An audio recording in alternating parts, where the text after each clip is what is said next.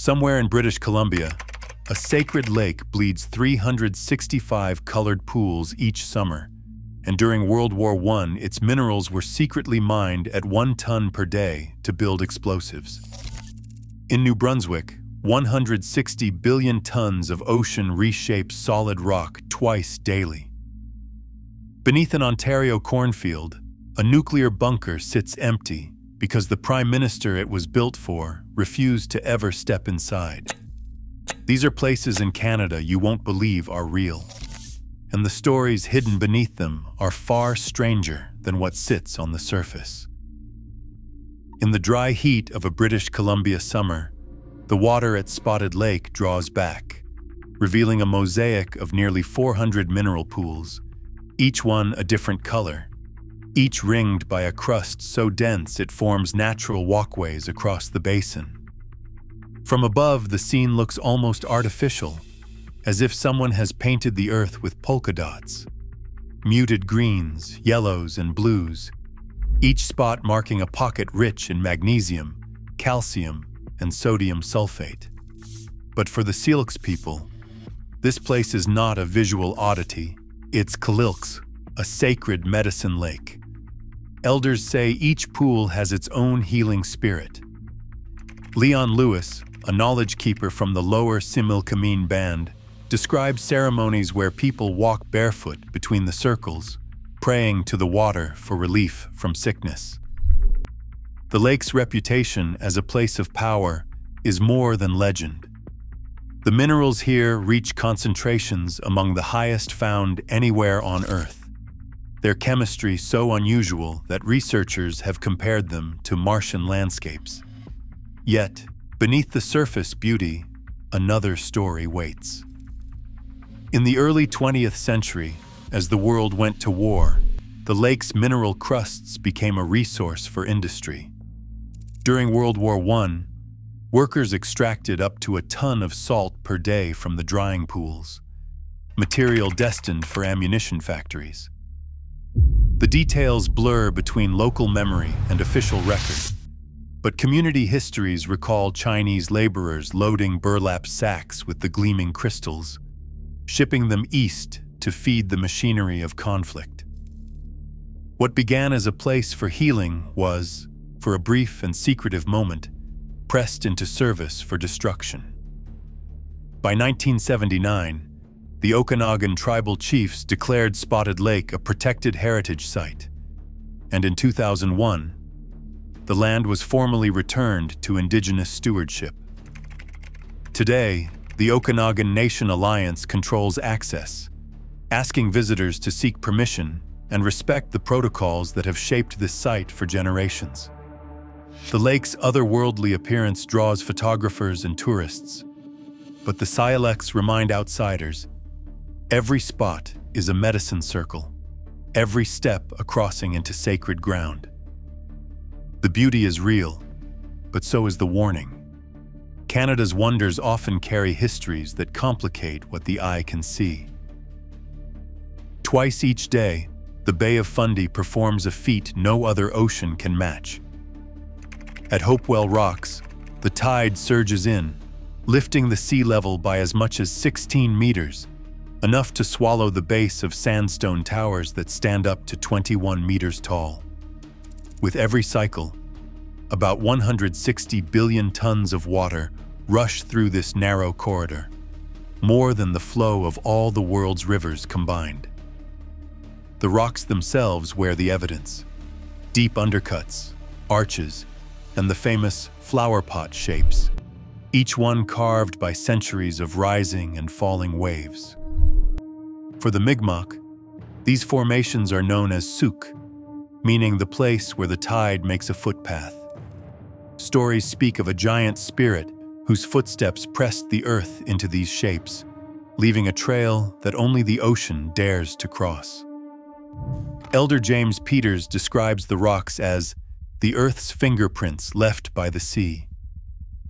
Walk among them at low tide, and it's easy to believe the world is being rewritten, stone by stone, every few hours. But the ocean's power is not just creative, it's also destructive.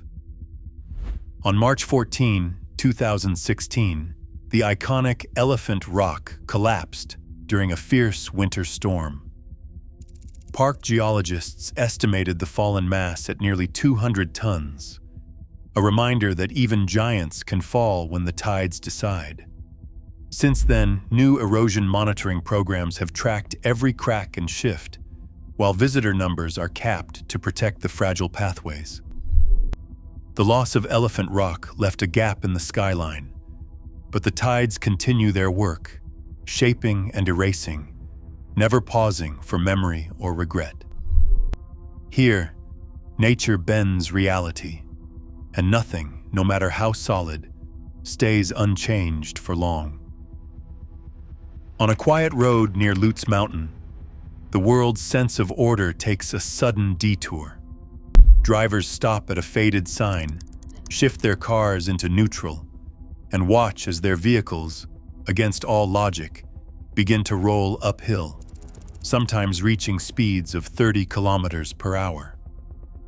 The pavement looks like it climbs, but every instinct says this can't be right. For decades, Magnetic Hill has lured skeptics and thrill seekers, each convinced they'll be the one to break the spell. But the illusion every time. The trick isn't hidden in the asphalt, nor in any secret machinery. Instead, it's the land itself, a gentle 15-meter slope with a negative 2% grade, masked by a horizon that tilts just enough to fool the brain. Surrounding trees lean in odd directions, and the distant skyline dips low, reversing what the eye expects. University physicists have measured it with laser levels, confirming what the senses refuse to believe. The road runs gently downhill, but the world appears to the other way. Long before tourist brochures and souvenir shops, the Mi'kmaq told stories of a spirit path here, a place where the wind and earth played tricks on travelers. Elders spoke of invisible forces that could reverse the flow of water or send a hunter's footsteps back the way they came. Today, the legend lives on in a different form. Every time a car rolls uphill, disbelief flickers across faces, and for a few seconds, gravity itself seems to bend. At Hill, reality is negotiable. Science can explain the illusion, but it can't erase the sensation. The uncanny moment when the ground pulls you in a direction your mind can't accept. It's a roadside riddle that leaves even the most rational visitors questioning what's possible and wondering what other surprises Canada's landscape might be hiding. A glass tumbler lands on the bar. Inside, a shriveled, salt-cured human toe bobs in a shot of Yukon whiskey. This is the Sourtoe Cocktail, Dawson City's most notorious rite of passage, a drink that dares you to press your lips to something most people would rather never see outside a morgue. The rules are simple and posted right above the register. You can drink it fast, you can drink it slow, but your lips must touch the toe. The legend behind this macabre tradition dates back to 1972, when a frostbitten toe, amputated and preserved in a jar, surfaced during a cleanup of an old prospector's cabin. Captain Dick Stevenson, a local riverboat captain, saw potential in the grotesque relic. He brought it to the downtown hotel and issued a challenge to the bravest patrons. Word spread, and soon, the Sourtoe Cocktail Club was born. Hundreds, then thousands lined up to join, each one puckering up for a place in the club's leather-bound ledger. But not everyone follows the rules. Over the years, the bar has lost more than one toe to overzealous tourists, some by accident, a few on purpose. In 2013, a man deliberately swallowed the toe, slamming down $500 as a fine before vanishing into the midnight sun. The penalty has since climbed to $2,500, and the bar keeps a running tally of toe thieves on a wall of shame. The current owner, David Harper, sums up the bar's philosophy with a wry shrug. "We respect the toe, but we also respect the law." The bar complies with all health regulations. For those who can't stomach the real thing, a virtual toe option launched in 2023, an edible, gelatinous stand-in for the faint of heart. But diehards still insist on the original. The toe itself is kept in a salt bath, swapped out for one of 9 replacements cataloged over the years, each with its own backstory. The ritual has become a badge of northern resilience, proof that you've faced the Yukon's darkness and laughed. Megan Collins from the tourism board calls it a rite of passage that says, "I have survived the North." In a country where ice hotels and magnetic hills already stretch the limits of belief, the Sourtoe Cocktail stands alone, a drink that's part dare, part folklore, and entirely real. The only thing more unbelievable than the drink itself is the fact that every night, someone new steps up to kiss the toe. 30 kilometers west of Ottawa, a patch of quiet farmland conceals a fortress meant to outlast the end of the world. The Diefenbunker, named for Prime Minister John Diefenbunker, is no ordinary relic. 4 stories of reinforced concrete, walls up to 7 meters thick, stretch across 30,000 square meters. Enough space to shelter 540 people for a month without sunlight. Airlocks, blast doors, and a labyrinth of 2 kilometers of tunnels stand ready to absorb the shock of a 5-megaton nuclear blast. Inside, the rooms are frozen in time. A command center, a radio studio, decontamination chambers, and even a vault for the Bank of Canada's emergency reserves. Every corridor echoes with the logic of survival, maps, rations, and beds aligned for a government in exile. But the bunker's story is not just about engineering. Dr. Alan MacLeod, a Cold War historian, calls it a concrete time capsule of a nation terrified of its own possible end. In 1962, as the Cuban Missile Crisis rattled nerves across the continent, plans were drawn up to move Canada's leaders underground. Yet the man whose name the bunker bears never spent a night here. According to persistent rumor, Diefenbunker refused to use the facility because military rules barred his wife from joining him below. Cabinet minutes never confirm the story. The truth is sealed somewhere between folklore and classified files. After decades on standby, the Diefenbunker was decommissioned in 1994. Its doors opened again in 1998, not for politicians, but for the curious public. Today, visitors wander through the preserved war rooms, peer at the original communication consoles, and even take a virtual reality tour that lets them descend into the cold, humming silence without stepping below ground. A 2024 Heritage Grant funded the restoration of the control room's analog equipment, bringing the Cold War's blinking lights and rotary phones back to life. The bunker is a monument to national anxiety, built to keep out the unthinkable, but never called into action. Its concrete shell holds not just the machinery of survival, but the uneasy knowledge that, in the face of disaster, even the best laid plans can be undone by the simplest human refusal. In a country that prides itself on openness, the Diefenbunker remains a sealed question. What would we really do if the sky turned orange?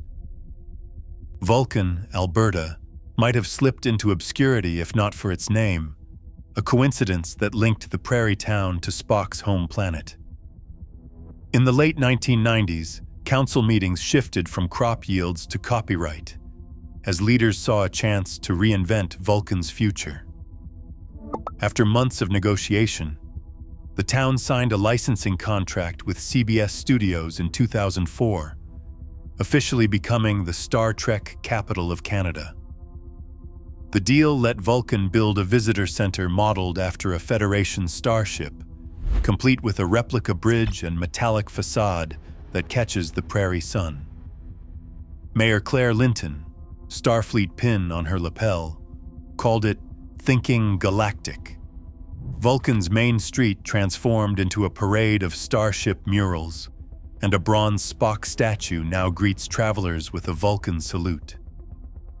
The annual Star Trek convention draws thousands, many in costume, while the motto, "Live long and prosper," appears on street signs and garbage bins. In 2024, the center launched a VR holodeck, letting fans step into newly licensed episodes. The CBS contract, renewed every 20 years, has turned Vulcan into a destination for Trekkies and a steady economic engine. $3.2 million flowed into the local economy in 2022. 3 hours east, St. Paul took a different leap. In 1967, during Canada's centennial, the town built a 15-meter-wide, 130-ton concrete UFO landing pad, complete with a visitor kiosk and a collection of local sighting clippings.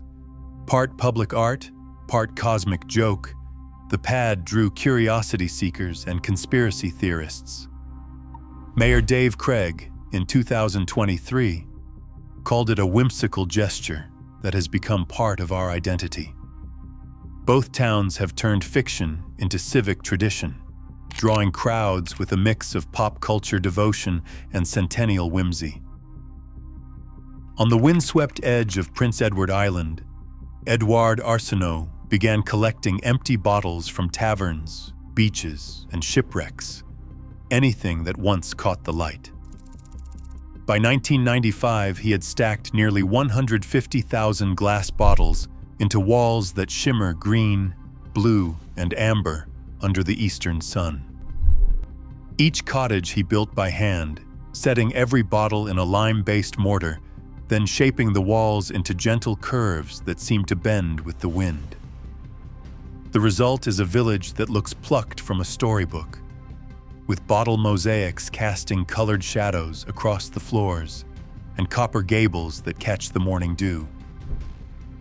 Arsenault's own words, saved in a letter to his daughter, echo through the glass. Every bottle tells a story. I wanted the walls to whisper those stories to anyone who lives within. Visitors wander through the rooms, tracing their hands along the cool glass, marveling at how sunlight and memory are fused into shelter. The houses stand as both homes and monuments, early examples of upcycling long before the term became fashionable. In 2024, a restoration crew replaced crumbling mortar with a low-carbon lime mix, preserving the original bottles while giving the walls new strength. Heritage boards debated solar panels and LEDs, but Arsenault's vision won out. Only a few discrete solar lights now illuminate the garden path, making the glass glow at night without changing its character. 1,000 kilometers away, winter transforms a field outside Quebec City into something just as improbable. Each December, workers harvest 70,000 liters of river ice, stacking blocks to form the Hôtel de Glace. Walls rise 12 meters high, carved with swirling patterns and archways, enclosing rooms where the temperature never climbs above -5. The ice bar, chapel, and sculpture gallery are all built anew each year, melting back into the river every spring.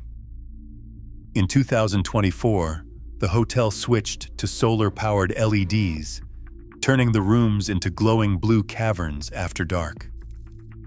For a few short months, guests sleep on beds of ice, wrapped in furs, surrounded by walls that will soon vanish. Where Arsenault's bottle houses promise endurance, the icy hotel is a celebration of impermanence, a palace that returns to water, leaving only stories behind. At first glance, Moraine Lake's famous rock pile looks like a natural dam, a jumble of boulders tossed by ancient glaciers.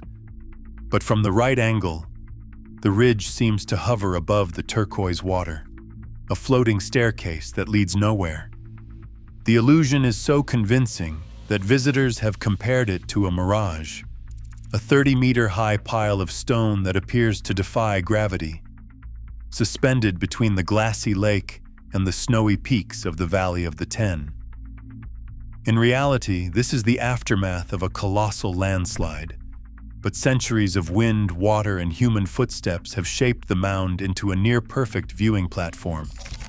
The stony Nakoda once marked trails here with stacked stones, believing the spirits gathered at Wenkchemna, the lake of many waters. Now, the rock pile is a magnet for hikers and photographers, each hoping to capture the impossible, a mountain made to float. The view is so iconic it graced Canada's $20 bill in 1988, turning a remote glacial basin into a national symbol. But popularity has come at a cost. In 2022, Parks Canada replaced the crowded parking lot with a shuttle system, capping the daily influx and restoring a sense of quiet to the shoreline.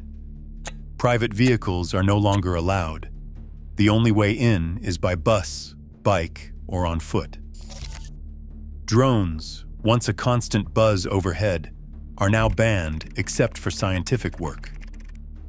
In 2024, researchers launched a drone-based glacier monitoring program, mapping the meltwater that feeds the lake and keeps its color so vivid. Every summer, the water level rises and falls with the pulse of the glacier, and the rock pile's illusion shifts, sometimes seeming to float higher, sometimes vanishing into shadow. Moraine Lake is not untouched wilderness. Every step up the rock pile is part of a careful balancing act, protecting fragile slopes, managing crowds, and watching the glacier's slow retreat. The floating ridge is a reminder that even Canada's most photographed places are stranger and more delicate than they appear. Here, the line between reality and illusion is as thin as the air at 1,885 meters, and the view is always just a little too perfect to be believed. Canada's strangest places aren't just legends, they're living realities you can step into right now. As more travelers seek the extraordinary, these odd corners risk being changed forever or quietly vanishing. Their mysteries persist, daring us to look closer. Sometimes the most unbelievable wonders are hiding in plain sight, waiting for those curious enough to seek them out. What hidden story are you ready to uncover next?